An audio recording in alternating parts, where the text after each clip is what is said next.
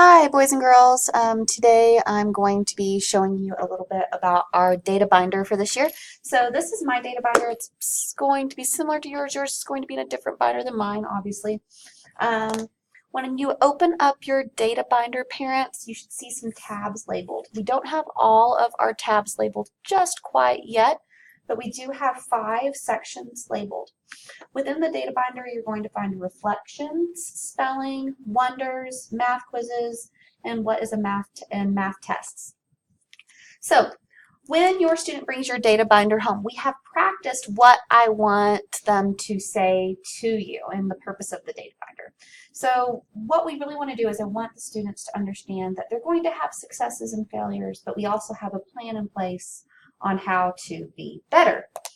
So when they open up their data binder, they're supposed to walk you through a little bit about what they're doing in our class. I'm going to go ahead and take out a paper in mine. So I'm going to go ahead and open up to spelling first. Now this is my fake data that they see so that they can kind of see how I did.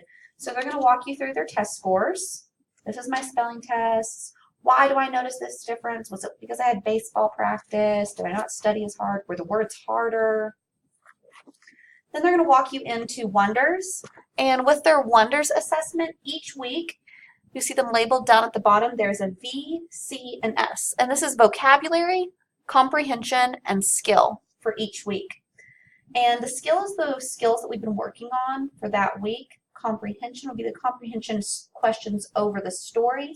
And vocabulary would be our vocabulary words for the week. Now, the reason we graph them separately is I don't like it when students come home and they say, oh, this is what I made. I don't know why I'm not doing well on my wonders test. Well, is it because I'm not reading the story and not using my book?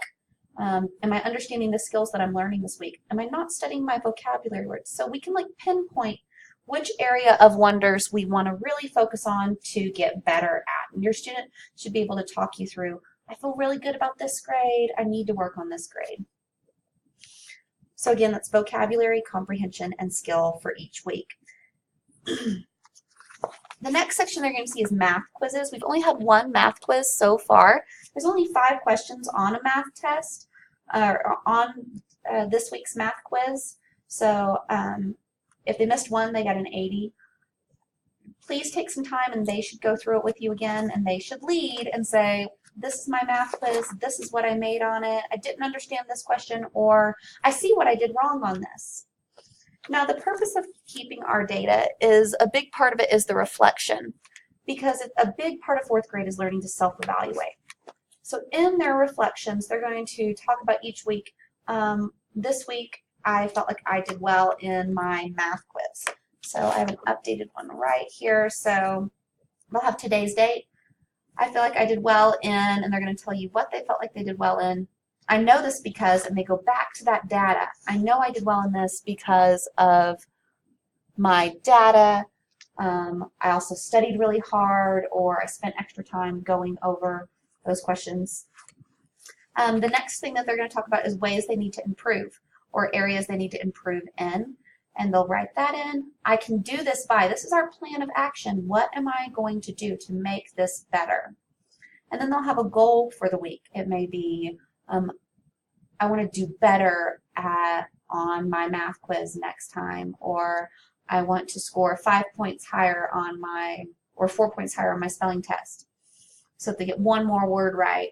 My goal is to continue to make a 90 or higher.